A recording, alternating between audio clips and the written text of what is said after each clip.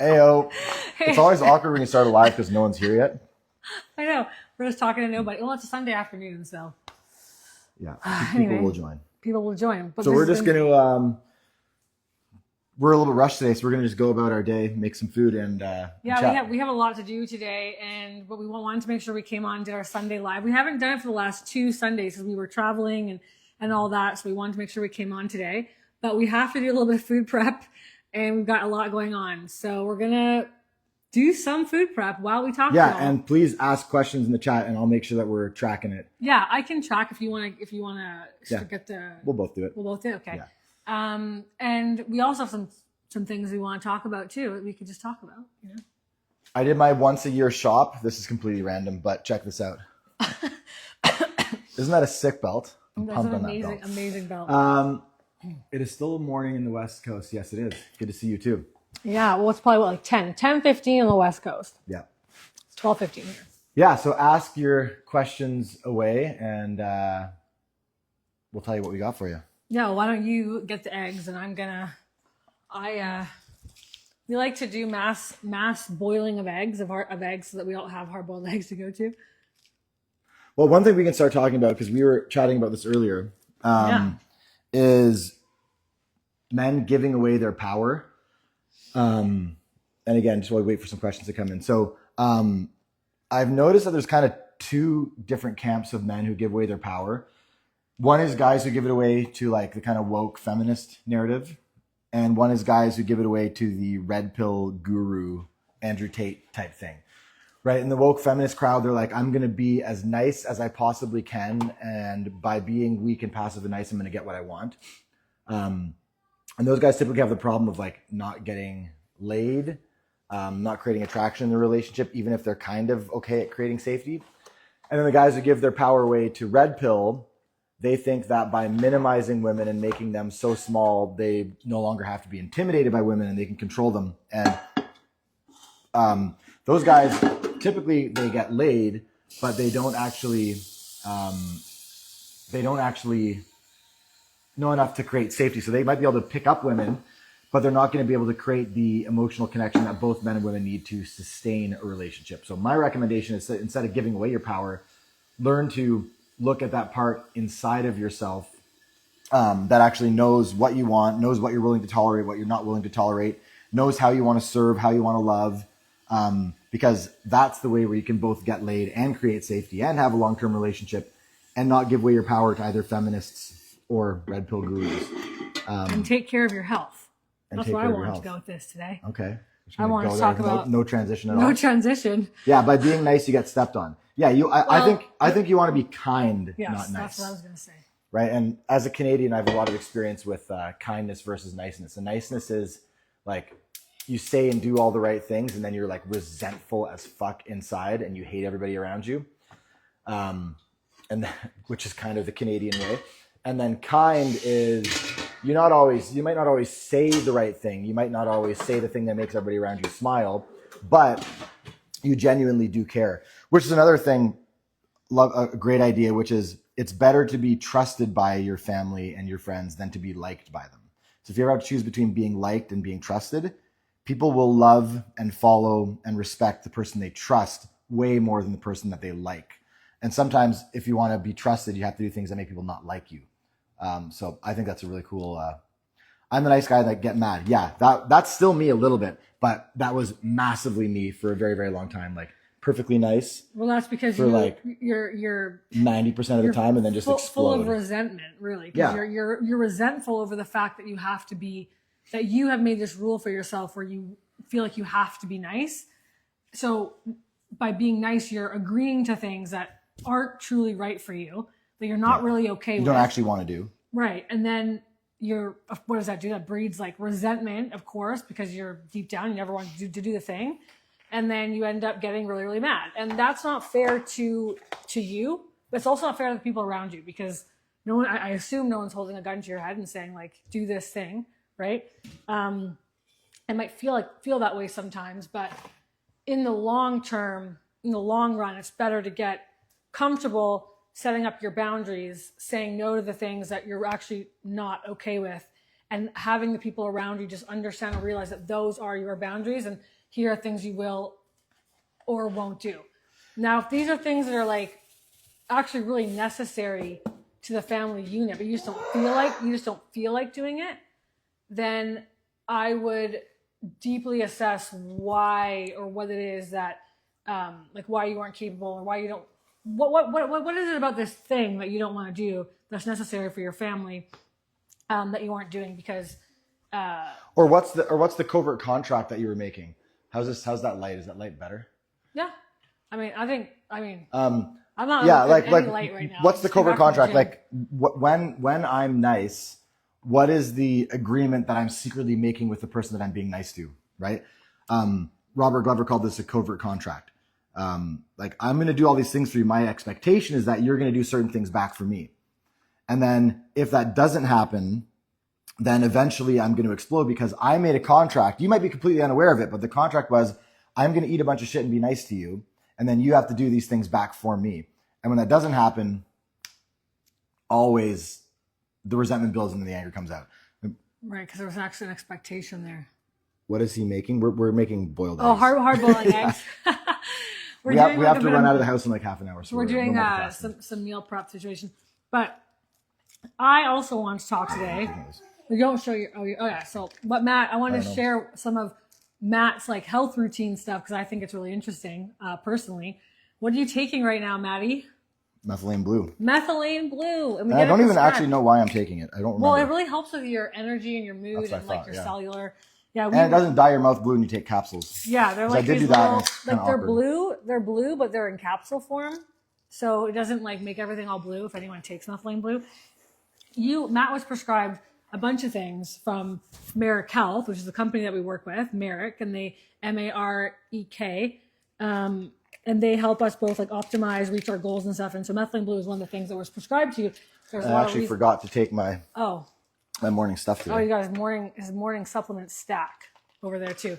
Matt, show them the rainbow thing that you bought. Oh, this is dope. Yeah. Yeah, Matt got If you are a person who takes a lot of supplements, Amazon has this pride themed, no joking, rainbow themed, because we're allowed to like rainbows too.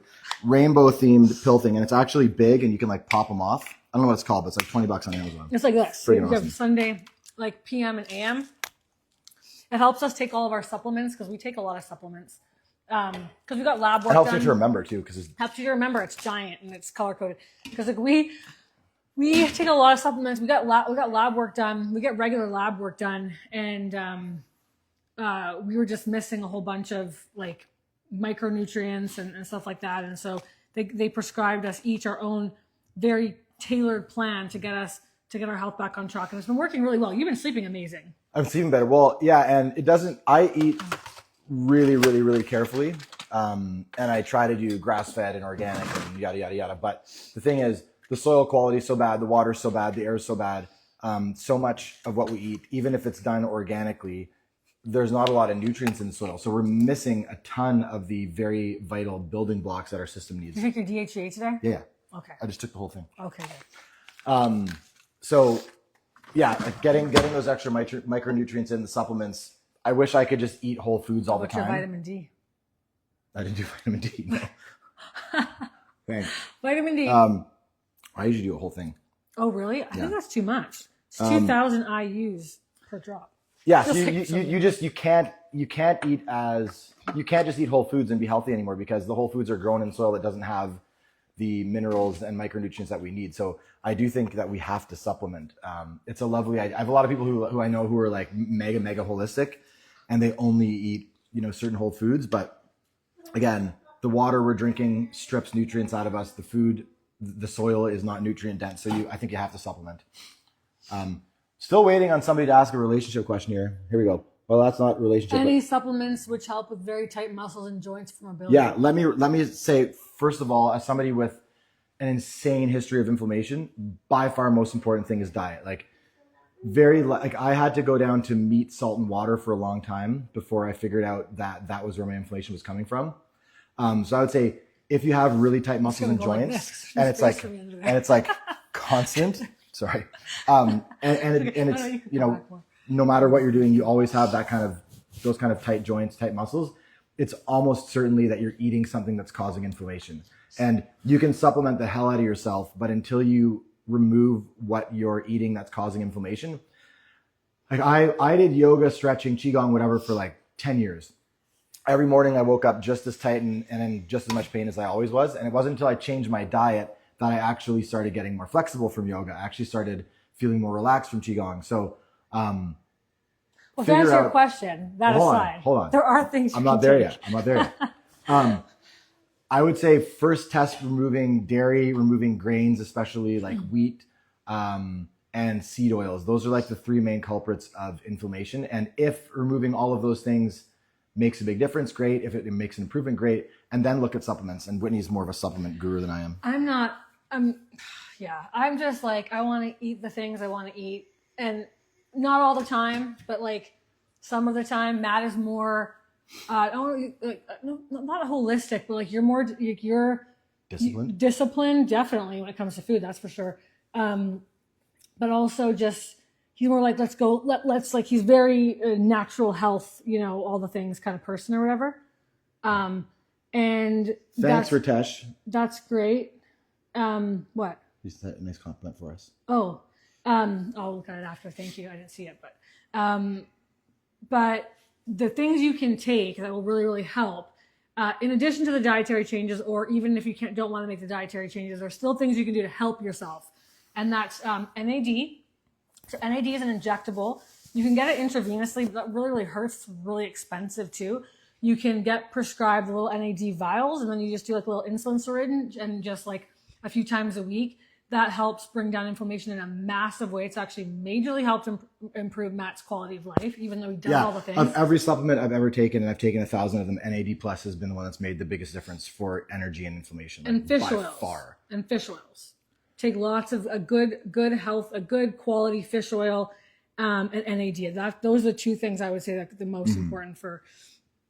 You can also do like, if you have acute problems with a particular joint, you can do like BPC 157, TB 500. Those are peptides that are super, super helpful for inflammation.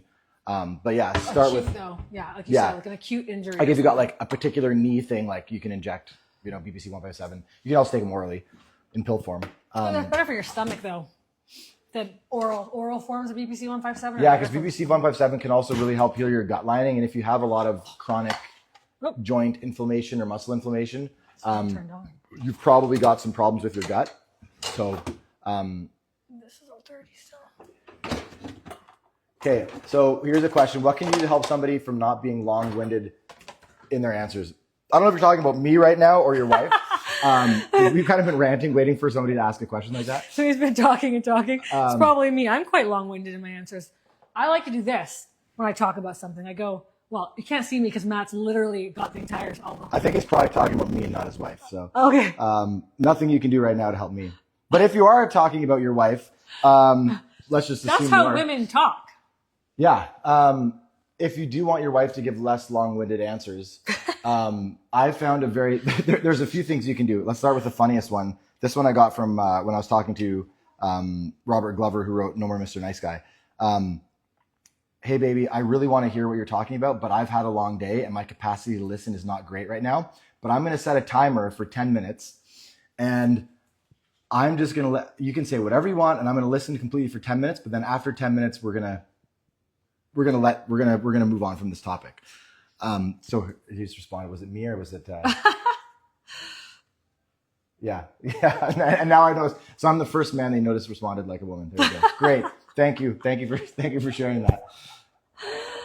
I told you you're good at talking. I am good at talking. Well, I'm trying to fill space right now because no one's asking any freaking questions. Well, the other day I was like, I was saying to people, we never got around to this, but I was like, no, it's really funny because in public, I'm the talker. Like I'm the one that like, I appear to be the one that's like the most chatty, but at home and in private, he's the one that does most of the talking and I do most of the listening. And what I was trying to get to, the reason why I was saying that is Andrew, what's up, man? You have so many interesting things. Love you too. Andrew, who's Andrew? Andrew Phoenix. Oh, hey. Is that you have so many interesting things to say and I'm always like learning stuff when I'm around you. So we never got to like explain that part. But it was just like, I was saying you're like more chatty than me. I didn't mean not really chatty. Chatty. Not chatty Cathy for like no reason. But you always have things. I mean, think about the road trip. We were on a road trip for like, I don't know, how many hours was it? Like 40 hour road 40 trip. of driving total. And Matt definitely talked, like almost whenever there was talking, it was him. But that's because he has so many interesting things to teach me. I would say pretty. I love learning. That's definitely oversimplifying it that I talked the whole time. You talked more than I did. Maybe. Maybe. Yeah. Okay, well, we'll just set up a camera in the car. I'll just secretly film and then just share. That would be funny. That would be kind of creepy though too, to secretly film somebody. You were literally doing that on our stories the other day. I was secretly. What? So if anybody wants to rescue us from just trying to find things to say, please ask a question. By the way, do you guys ever make content for single guys in their 20s? Mama, who's the friend who's coming with us to the pool? I'm currently filming right now, live on Instagram. Yeah. Our friends. I'll tell you after. So we don't make content for single people per se, like specifically, but everything you're learning through the videos or through Matt's programs or whatever, they can all absolutely be applied to your relationship, to future relationships, to starting and maintaining a healthy relationship, how to treat women. Yeah. We are also going to be coming out with something that has to do with helping prepare couples for marriage. That's in the pipeline. It's just, and there's something else. Yeah. Let me talk to that first. Yeah, for sure. So, obviously in our coaching, not everyone's relationship works out, right? And this might sound like marketing bullshit, but it's true. Most of the guys in our program who decide to not pursue healing their relationship, it's not because their wife is unwilling to anymore. It's because they decide it's not worth it. But those guys, they obviously at some point go out and try to date again, and they have insane results so quickly. None of them stay single basically a day longer than they want to because they understand the female psyche so well. And they don't just understand, the simplistic female algorithm of how to pick up women at a bar. They understand like the really deep needs and desires of women. So if you study this content, if you study the most important ideas for maintaining a long-term relationship, you'll be able to find a relationship very, very quickly. And I got a book coming out too. So when that comes out, it's going to be like mid-October. It's 9 key concepts that you have to understand in order to actually maintain a healthy relationship with a woman. And that will help you pick up women and find a girlfriend, guaranteed, because the guys that I'm working with, like they all report the same thing. Like women are coming up to me and asking me out, and like women are waiting in line to talk to me. That was a guy, JT, who said the other day, very common. So if you want to learn to pick up like naive and broken chicks, go study the red pill gurus who teach pickup tactics. If you want to find a good woman and keep her and have women be naturally magnetically attracted to you, understand what it is that women deeply need from men, which is what we talk about, and you will have luck in that department. I promise you. I could ask you about how was your childhood. You might go from your, yeah, that's true. I always, well, if somebody, I'm going to do exactly what you're talking about right now. If somebody asks like, hey, when did you develop this pattern of anxiety? It's like, well, you can go back to your teen years. You can go back to your childhood. You can go back to your parents' first experiences with you. You can go back to how your parents were raised. So every story, you kind of have to pick an arbitrary start date. And I like to give thorough answers. So yeah, I definitely could do that. Okay, I don't know who Aussie AZ is, but he says, I can confirm how life-changing the SM Sovereign program has been for me. It's truly amazing. There's only a handful of Aussies in our program, so I can probably guess who that is, but I can't tell from the profile picture. But I'm sure I love you because I love all the Aussies in our program. Yeah, if somebody wants to rescue us with a question that we can talk about right now, that would be awesome. Well, relationship question. Go ahead. I like talking about health stuff. Okay, talk about health stuff. So let's see. Let's talk about some things that we're taking right now. Okay, here we go. Okay. My observation: older women in 30s or late 30s get attracted to me because of what I've learned from you, but younger ones, it's kind of yeah. Well, younger women are not as wise, right? And when he doesn't like when I talk rudely, but like a lot of young girls are dumb. and they are determining what they want in a relationship based on. I'm a young girl. You're a young girl, that's true. 38 years young. They're determining what they like based on Instagram, right? Which is like 6-pack, 6 inches, 6 figures, 6 feet. And sometimes there's like two things you can do. You can wait till a woman is ready, or you can put in the time to make her ready. And if you do that and you have a strong enough masculine presence, masculine energy, like she will over time see that what you offer is better. But sometimes it's just better to find a healthy girl. And also, if you're looking for a healthy woman who wants a long-term relationship at the bar at 2 a.m. when you're both drunk, or on a hookup app, probably not your best option. You're probably better off going to a friggin' rodeo or going to church or spending some time in small towns. I don't know. Yeah, and watch the behavior of the person you're attracted to, because I feel like I didn't even hear the question, but I can gather it a little bit. If it's easy to be drawn to the girl who's like, showing everything. She's on Instagram. She's got the hot pictures, the stories or whatever. And so obviously it's very aesthetically pleasing to see a beautiful woman kind of show up in that way. But if she's doing that, I mean, I'm not judging it, because like I get it. Women just oftentimes just want to feel beautiful, and we need we want reassurance, and we're attractive and all these different things, especially when we're young and we're really insecure. But that, I don't know, how do I say it without being like, that's not usually. Just be rude. Well, I don't want to be rude, but there's not usually the woman that's necessarily going to be ready for a committed relationship with one person at that point in time in her life. It's not that she never will be. She's not there right now. And so, she might have to learn that getting validation from 10 men at the same time feels good temporarily, but it doesn't lead you to a good place. And she might have to go through a lot of pain and get to her age 30, 35 before she figures that out. Well, but from the man's perspective, I'm just saying it requires more patience on your part to getting to know somebody where the attraction grows, instead of it's just right in front of you, where it's like, whoa, like she's super hot, and like that's what I want. It's like, that is not usually a recipe for a long-lasting or healthy relationship. You need to be attracted to the person you're with, but there's a lot of ways in which your attraction can grow, like seeing her more regularly, watching her get dressed up just for you, or on your date nights, or like, you guys go to the beach together one time and all of a sudden now you see her body and you're like, oh, I like what I see, instead of it being like thrown in your face. We're so used to this like really quick gratification of what we're seeing, and that we forget that there's like thousands of beautiful people out there. They're just not showing themselves in the same way. They're just a little more conservative. And typically, not all the time, okay, there are outliers, but typically the people who are a little bit more reserved are the ones that are a little bit more ready to be committed and to be in a long-term relationship. That's what I'm going to say. And again, on the theme of like just being blunt and rude instead of saying things that aren't true to be nice. Women are very susceptible to social programming, right? If you look at women's voting patterns, if you look at women's ideological beliefs, they tend to move together. And part of this is women are more sensitive to threat, and so they move more like a herd avoiding threat. Men are less sensitive to threat. We move more like predators, which is single focus on the thing we want, irrespective of what's happening in the crowd around us.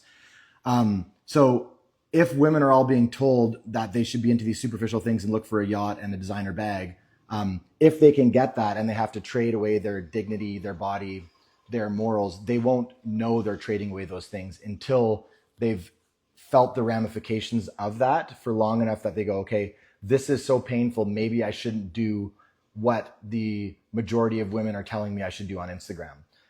So the world's a horrible place for women right now. Like it looks like women are having a better time dating because, most men can't get a woman right now, and women can get 10 men if they want, but it's damaging their soul. It's not leading them to long-term happiness. It's leading them to many decades of future regret. So, okay, relationship question. She cheated on me in 13 years of marriage. I forgive her for my kids and didn't divorce. I think that's fucking noble of you. Way to have the strength to not let your insecurities cause you to abandon your children just because you got very badly betrayed. But we no longer talk the same way or have intimacy. I feel alone and don't know what to do. Okay, well, join our program. But in the meantime, because we have tons of guys and coaches who've been through the same thing as that. But first thing you need to do is figure out what caused the initial disconnect? Because men and women cheat for very different reasons, right?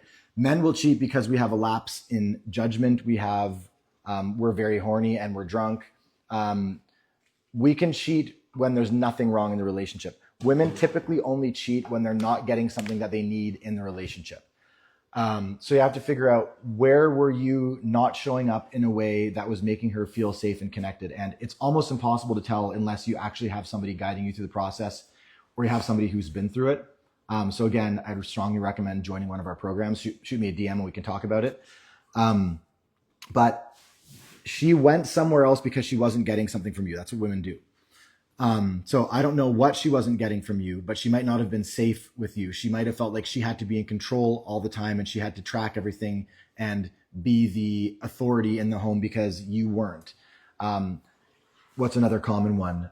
She might have felt like she wasn't special to you and you didn't give her enough attention, so she went and found that somewhere else. But think, whoever this other guy was, what did he have that you don't? And I know that's a really horrible thing to think about, but I have clients who are billionaires, who are jacked, who are former professional athletes, and their wife treats them with a bum. But that bum, who, he might work, stocking shelves at a, convenience store. He was very good at listening, right? So he's not a more attractive man overall. And I would imagine this is the case for you too. He's not a more attractive man overall, but he had one thing that you're missing. And even if he had nothing else and he's a total bum, he had one thing that you're missing. And figure out, what is that thing? Because I guarantee you, your wife would way rather get that thing from you. If she's still with you, it's because she thinks there's a chance she can get that thing from you. And then what I would do after that is figure out, because this is really important, what do you need to do in order to trust her again? And then you got to communicate that to her, right? Hey, in order for me to trust you again, I need to be able to look at your phone. I need to have your location tracking turned on. When you're not home and you're out past 9 o'clock at night, I need you to check in once an hour. I don't know what your thing is, but you have to get very clear. What boundaries do you need to have in place that, if they were in place, you would actually feel capable of learning to trust her again? And then last thing I'll mention is, it's 18 months of pain. So the first few weeks after you find out are miserable. Your world is spiraling. You can, barely sleep. And then, you start being able to function. And then every week or two that passes, you start thinking about it slightly less often. And when you do think about it, instead of your pain spiking like this, your pain spikes like this. And then after a year, you think about it very infrequently and your pain just goes like this. And then after about 18 months, working with lots of clients who've been through this, it doesn't bother you anymore. You can think about it and you don't have that emotional reaction. So give it time. That's the only thing you can do. And again, I want to reaffirm, so many guys, they get hurt. And so they abandon their kids because they don't want to fix whatever went wrong in the first place. And the fact that you're willing to face your insecurities, deal with that pain, deal with that betrayal, sit with that horrible feeling for the sake of your children, I think that's an incredibly noble and strong thing to do. So you have my massive admiration for not throwing away your family over your own insecurities. Obviously, if it happens a whole bunch of times and different story. But if it's like a one-time thing, and it's probably an underlying relationship dynamic that you can fix. So I suggest you do what I said and try to figure out what that is. Yeah. Thoughts? No, it's good. I saw there's a bunch of other comments. I was just going to say, like, obviously the person who made that choice and, did the cheating or whatever, you could say that they were throwing away the relationship by engaging in that behavior to begin with, right? But at the end of the day, it's the person who has the choice of whether to stay or to go that is actually making that choice for the family, even though the person did the thing that led to having to make the choice. We've worked with so many people, and we continue to work with people, and I'm actively working with a couple of women in particular whose husbands had not just one affair, they had many of them. Some of them they found out later. Some of them were short-lived, some of them were longer term. And the two women in particular that I'm thinking of right now that I'm working with chose to stay and to make it work with their partner. And it's definitely not easy. I think the hardest part is the remembering.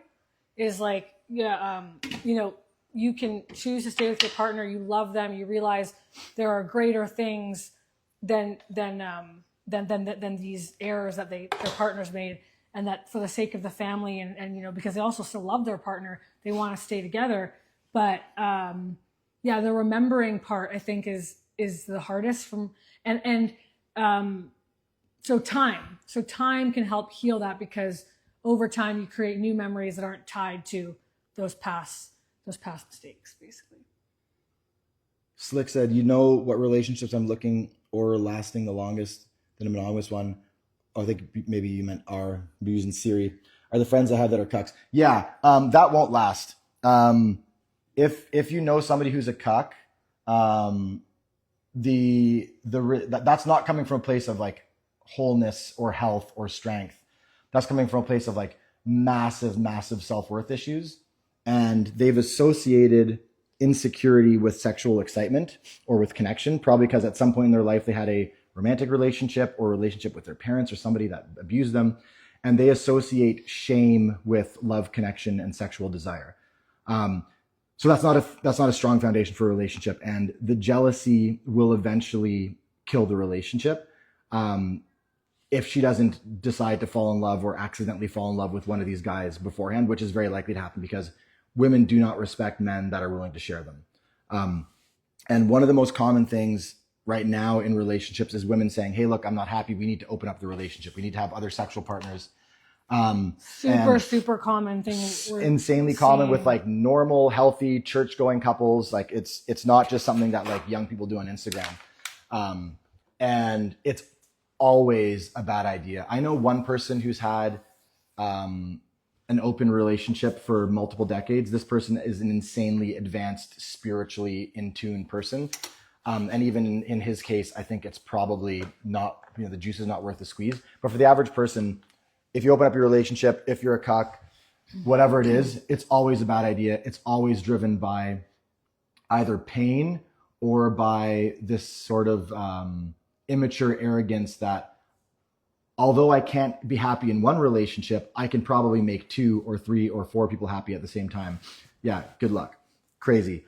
And yeah, if you're seeing a bunch of long-term relationships with cucks, they're not going to last. I will guarantee you they will not last. Or if they do last, it's only because something blows up and they go through in a huge amount of pain healing together. Well, there was one gentleman who was working with us working with Matt. I didn't work with him. A little bit, but anyway. And he was actually, his wife was the one that wanted the open marriage.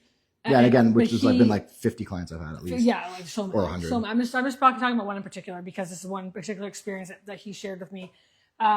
And he was like kind of excited about it. Like he was like, okay, like he wanted it as well because he thought it would be. Now I get to go do the same thing. Yeah, he thought it could be like a fun thing, and at the end of the day, it wasn't. So I don't know. Typically it's so fucking horrible. But what usually happens, let's say the guy wants to open up the relationship because he's like, hey, I'm watching a lot of Andrew Tate videos, and I also want to, be married to a bunch of broken webcam girls that, I pretended to be them while chatting about sucking a dude's dick on webcam. Oh, careful what you're saying, babe. Well, yeah, that's what Andrew Tate did. Okay, I know, but so anyway, everyone wants to be like him. And so they're like, I want to have multiple sexual partners. It's not like that's hard to understand, right? Every guy on some level wants novelty when it comes to sex, and they want more, more numerous and different women. But here's what typically happens. She finds it really easy to find guys to sleep with. He finds it really hard to find guys to sleep with. To find girls to sleep with. And so she ends up having a string of sexual partners while he has 0 or 1. He ends up sitting alone at home playing video games, wondering who his wife is having sex with. And eventually she falls in love with one of these men, and then the relationship gets into even more serious problems. So all that to say, we've seen it so many times. It's always a bad idea. If you are like a guru of spiritual development, and your wife is also an insanely, open, spiritually connected person, it is maybe possible that you can do it for a while, but it's almost always driven by insecurity, arrogance, or straight up narcissism. Yeah, don't listen to everything Andrew Tate says. Yeah, exactly. You can listen to, I find him hilarious. I have the same sense of humor as him. I agree with a lot of his anti-government positions. I agree with his idea of male responsibility and high performance. And if you want to pick up naive, broken girls at the bar, he's a very good guy to listen to. If you want to have a mutually fulfilling long-term relationship that brings you joy on your deathbed, do not listen to a damn word that Andrew Tate says about how to relate to women. He got famous because he was willing to say, and I'm grateful for this, he was willing to say, hey, look, men and women are different. And he said it in a funny and controversial way. But you can recognize that men and women are different without thinking that you should take the Andrew Tate path, because men and women are very different, but there are other paths available to you that are much more likely to lead to mutual health and happiness. We got to go, right? Yeah, we do. All right. Well, that was completely disjointed and all over the place, but I hope that was I don't think it was entertaining and informative. Okay. I mean, I wanted to talk a little bit about health stuff, so I got to do that. That was like... Yeah, and we made... I completely forgot to time them. So these are the most overcooked hard-boiled eggs of all time. I prefer them overcooked. He likes them runny, but yes. I don't like runny hard-boiled eggs. They're better runny. I disagree. Okay, Indigenous Badass. Thanks, man. I really appreciate that. Awesome. Oh, yeah, for sure. Yeah, anytime. But now I don't know if we can even share this after the fact, because you said you used so many words. It's fine. I don't know. All right. Bye, everybody. Love you all. Bye.